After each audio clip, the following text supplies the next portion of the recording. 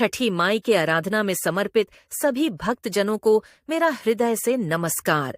आज इस पावन अवसर पर मैं आप सभी को इस पर्व के महत्व, इतिहास और इसे कैसे किया जाता है अर्थात विधि के बारे में बताऊंगी।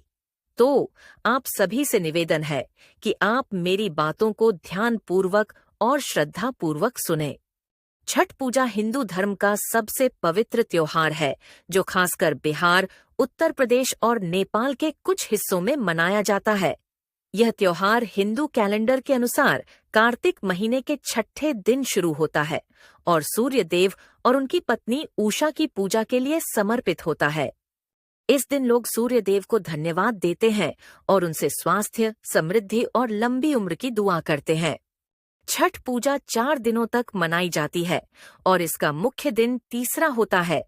इस दौरान लोग कठिन उपवासी रहते हैं, उगते और डूबते सूर्य को अर्घ्य जल चढ़ाने देते हैं और पानी में खड़े होकर पवित्र स्नान करते हैं। इस पर्व का उद्देश्य सूर्य देव से आशीर्वाद प्राप्त करना और जीवन में सुख, शांति और समृद्धि लाना है। छठ पूजा का रामायण से भी संबंध है। जब भगवान राम अयोध्या लौटे तो उन्होंने और उनकी पत्नी सीता ने सूर्य देव के सम्मान में व्रत रखा और इसे डूबते सूरज के साथ ही तोड़ा। यह एक ऐसा अनुष्ठान है जो बाद में छठ पूजा में विकसित हुआ। महाभारत के प्रसिद्ध पात्र कर्ण को सूर्य देव और कुंती की संतान कहा जाता है। ऐसा कहा जाता है कि कर्ण आमतौर पर पानी में खड़े होकर प्रार्थना करते थे। हालांकि एक और कहानी है जिसमें बताया गया है कि कैसे द्रौपदी और पांडवों ने भी अपना राज्य वापस पाने के लिए इसी तरह की पूजा की थी। इसका एक वैज्ञानिक आधार भी है। छठ पूजा आपके शरीर को डिटॉक्स करने का सबसे अच्छा तरीका है, क्योंकि पानी में डुबकी लगाने और शरीर को सूरज के संपर्क में लाने से सौर जैव बिजली का प्रवाह बढ़ता है, जो मानव शरीर की कार्यक्षमता में सुधार करता है।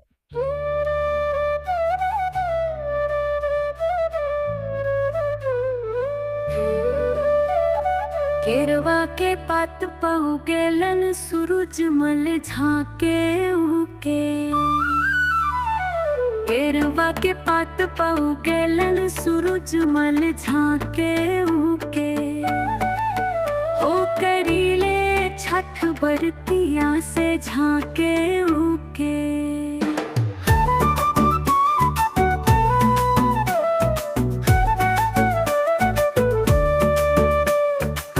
से पूछी बरतिया ए बरतिया से केकरा लागी।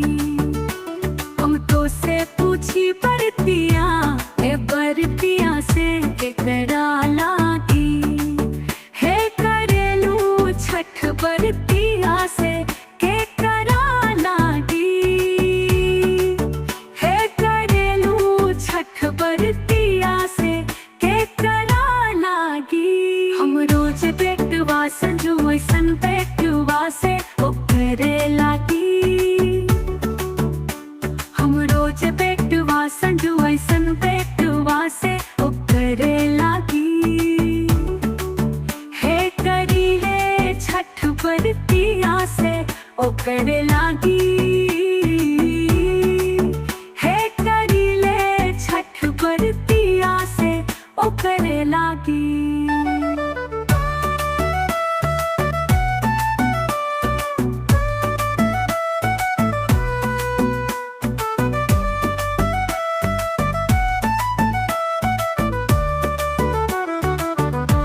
अमरुदिया के पात पहुँकेलन सूरज मल झांके उके। अमरुदिया के पात पहुँकेलन सूरज मल झांके उके। हे करीले छठ बरतिया से झांके उके। हे करीले छठ बरतिया से झांके उके। हम तो से पूछी बरतिया ए बरतिया से केकरा लागी। हम तो से पूछी बरतिया ए बरतिया से केकरा लागी। हे करेलू छठ बरतिया से केकरा लागी।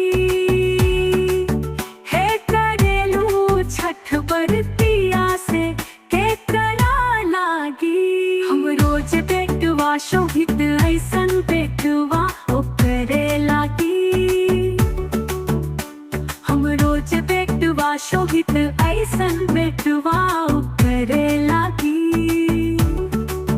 हे करेली छठ बरतिया से ओ करे लागी। हे करीले छठ बरतिया से ओ करे लागी।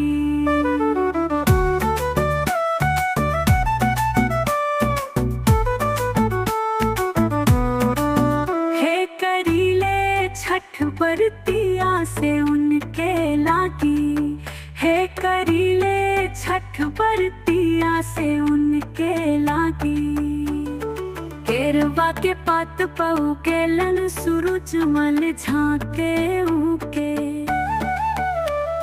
केरवा के पात पऊ के लन सूरज मल झांके ऊके। हो करीले छठ बरतिया से झांक।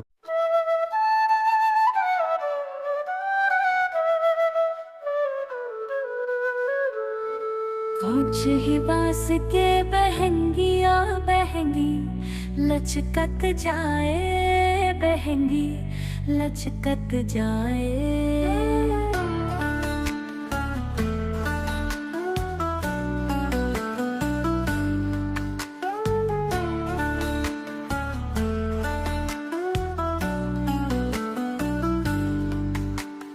कोच ही पास के बहंगिया बहंगी लचकत जाए। बहंगी लचकत जाए।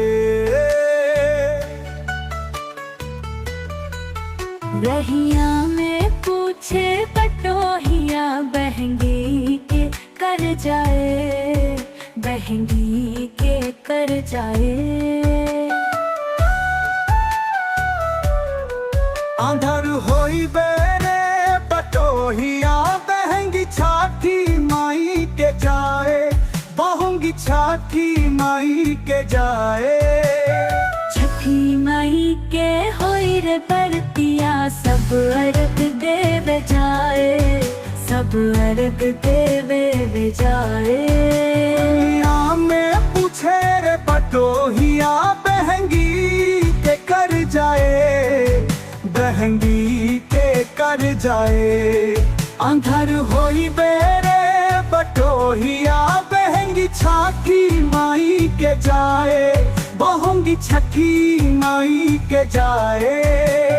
छठी माई के होई बरतिया सब अर्घ देवे जाए।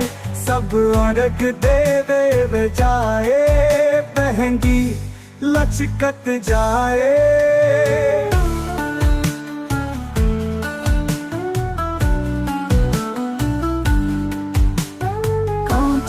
पास की बहंगिया बहंगी लचकत जाए। बहंगी लचकत जाए। कोच ही बास के बहंगिया बहंगी लचकत जाए। बहंगी लचकत जाए।